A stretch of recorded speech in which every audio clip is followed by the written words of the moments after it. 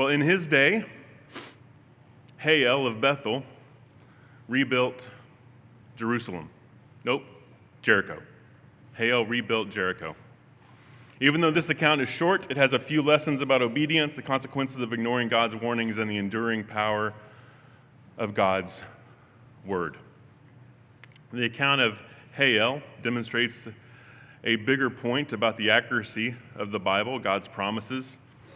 The Bible contains, as you know, 66 different books and was written over several hundred years, and demonstrate the importance of a cohesive narrative and a set of complete information. I have a few books of my own here. Here is an auto manual, Haynes repair manual, Volkswagen Bug. Turn to the middle of it, it's got a definition. You can rebuild your engine. It's got a definition here of a connecting rod. Well, a connecting rod is a pretty useful piece of information when you're rebuilding an engine, but I could probably figure out through the pictures and all the other words in here, I could probably figure out how to rebuild an engine. Here's another book from 1992, Cabo 1 and 2 Family Dwelling Code.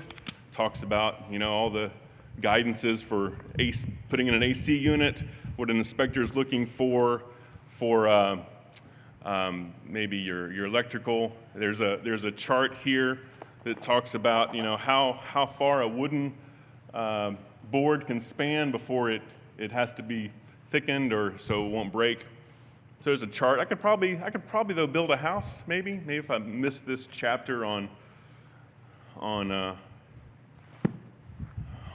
wood thickness and how far it can span. Here's another book, A Young Patriot, the story of an American Revolution experienced by one boy. So he lived to be about 90 years old. He gives his personal account. His name was Joseph Plum Martin, born in 1760. If you recall, the Revolutionary War was in 1776-ish. He joined the army when he was about 15 years old. They got a monument of him up in Maine. So I guess there's some archaeological evidence of this guy from 250 years ago because he's got a monument with his picture of him. And if I wanted to know about Joseph Martin, well, I'd want to know everything he wrote about himself. I want to know what everything other people wrote about him. I would want to find out everything about the man, Joseph Martin, because I might have cared about him a lot. And so I wouldn't want to miss anything, right? But if I cared about the Revolutionary War, there's plenty of other people I could read about. I don't really need to have Joseph Martin's whole account of his life. Well, the Bible, in addition to being the Word of God, is similar to many books.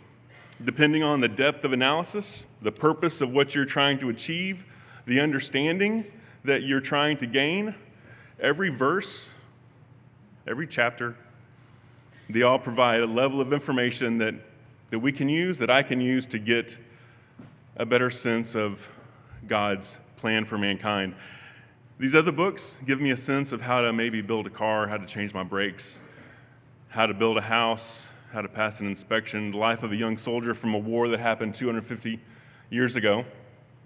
And the Bible is packed full of information and wisdom to understand better God's promises and evidence of God's promises being fulfilled. And in the story of Hiel, it's spelled Hiel, the story of Hiel is the fulfillment of those promises, or curses, as we will see. But if you were to take out a verse or a chapter or add some other information, then the Bible no longer is the word passed on from God. So some might say the Bible can be a bit repetitive. Do we really need 1st, 2nd Samuel, Kings? Can't we just get by with 1st and 2nd Chronicles? Kind of sums up. Maybe we can just get by with the Gospel of Mark and Acts, Revelation. Do we really need Matthew? Do we need all those other books about Paul? I mean, we got the New Testament church, we got the account of Christ, we got the Revelation, right? And for 3,500 years, skeptics have been trying to pull apart God's word, trying to disprove it.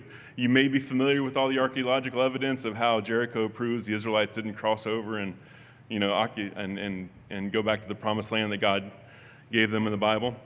And despite people burning books over the centuries, despite the multiple explicitly stated attempts to get rid of or destroy the Jewish race. And by the way, the Jews, as in the Bible, were committed to them to preserve the oracles of God, as stated in the New Testament. Despite people trying to deny Christ, well, in Matthew, you open it up, you got the whole genealogy of Christ all the way back to Abraham. And there's this guy, David, and if you didn't have the Kings and you didn't have the Old Testament, you wouldn't know who David was. Why is it important for Christ to pass through David? And despite those people trying to rewrite history in contemporary books, despite people trying to memory hole events, pretend like they didn't happen, despite all these attempts to undermine the Word of God and deny the Word of God, God has given us His church. God has given us His Word that we may believe, and the physical Word is preserved in the Bible. And this account of Hiel is preserved for us in one verse. But we're going to start in Joshua 6, verse 26. So if you go back to Joshua, please turn in your Bibles to Joshua 6, verse 26.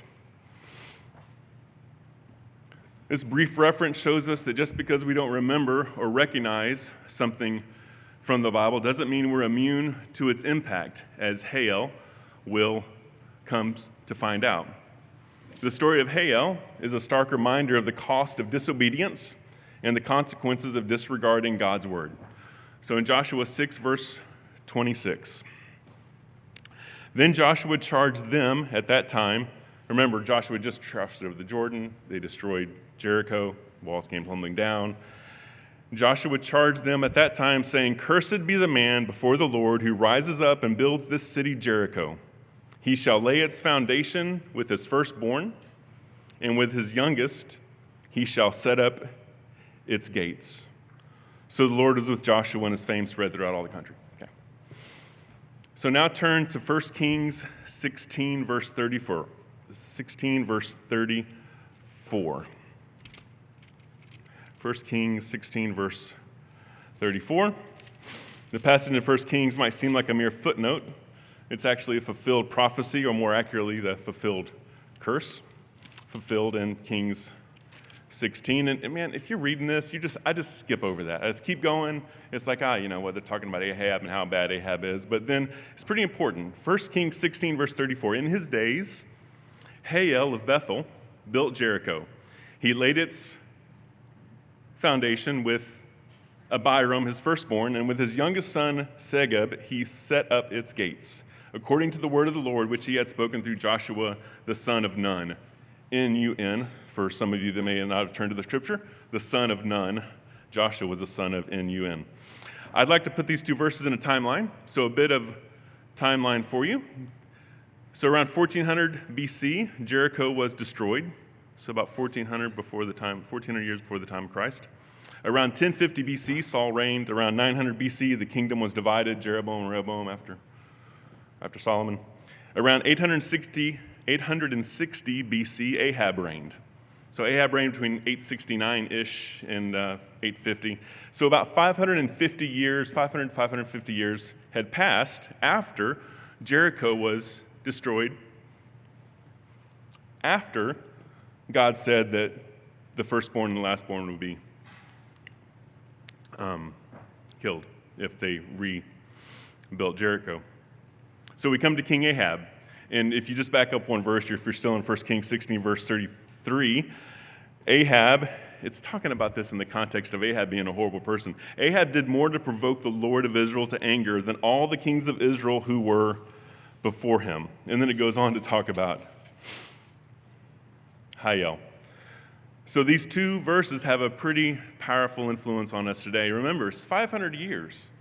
Right? That was ancient history. Right? I barely have information about this kid that served in the Revolutionary War, right?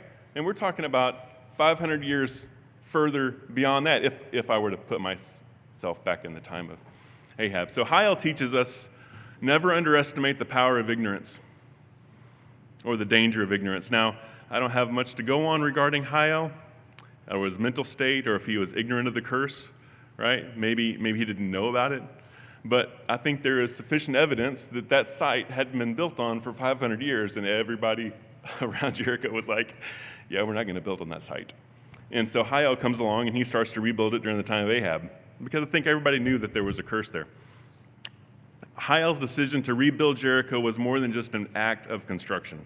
I believe it was an act of defiance against God's clear command. Israel had already fallen into Baal worship by then. Many people had likely forgotten or dismissed the warnings of God. It's easy to imagine that someone saying, that's a long time ago, it doesn't affect me. It was 500 years ago. Yet God's word never changes. The curse that Hiel ignored was just as real and powerful as the day it was spoken.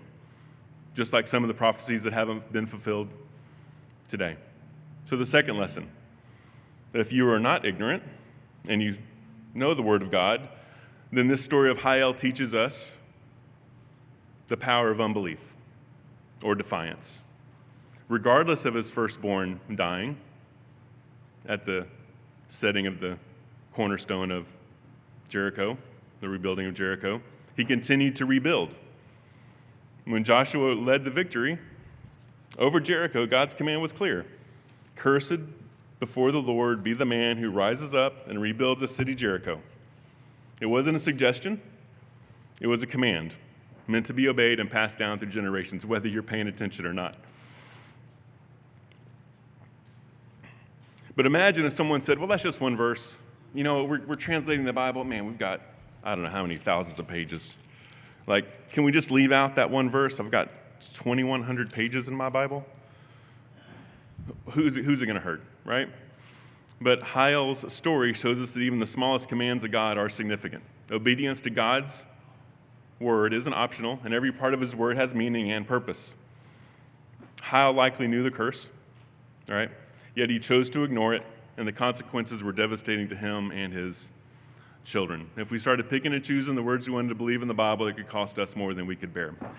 So point 3, Hiel, the story of Hiel teaches us the strong influence of an unholy government. You know what? Maybe it wasn't Hiel's fault. He's just following directions from his, King Ahab. In this case, the unholy government of Ahab. It was just a continuation of the disobedience of Rehoboam and Jeroboam and the divided kingdom. We remember the story of Elijah and Jezebel and Ahab. So obviously, be paying attention to the horrible government that you might be living under. And Hiel teaches us the unfailing truthfulness of God's word. Even if it was over 500 years ago, it still will have an impact on you. It's even a more powerful message when you look into the meaning of Hiel's name. If you look up the meaning of Hiel, and just remember, anytime you see like El, that typically refers to God. So like if you're familiar with the El Shaddai, or the song El Shaddai, El, so it means God, right? So Hiel's name itself means partly God. It actually means God lives. So his own, I think God sometimes has a sense of humor. It's not lost on me that his name is a testament to his own disobedience to the one true God, even though they were worshiping possibly another God. And when everybody looks at this guy rebuilding Jericho and his first son dies, they've got to be thinking is like, well, his name says it all. God lives, even though it's been 500 years. So God's word just is not a collection of ancient writings. It's alive and active today, even after it was first spoken several hundred years ago. Jesus says in Matthew 5:18, "Till heaven and earth pass away, one jot or tittle will by no means pass from the law till all is fulfilled." This means that every part of God's word, even the smallest detail, has significance until all is fulfilled. Coming of Jesus Christ, last great day, final judgment, God's kingdom being set up on this earth.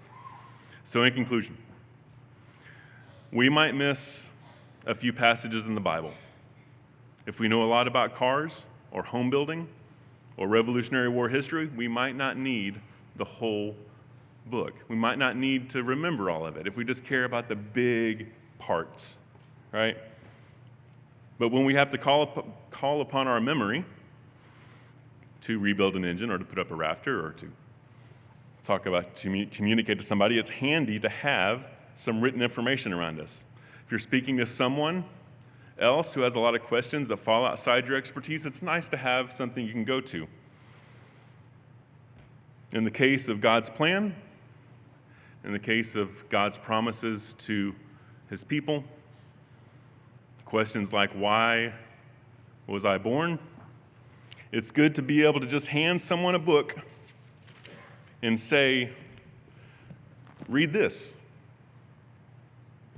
It should answer almost all of your questions.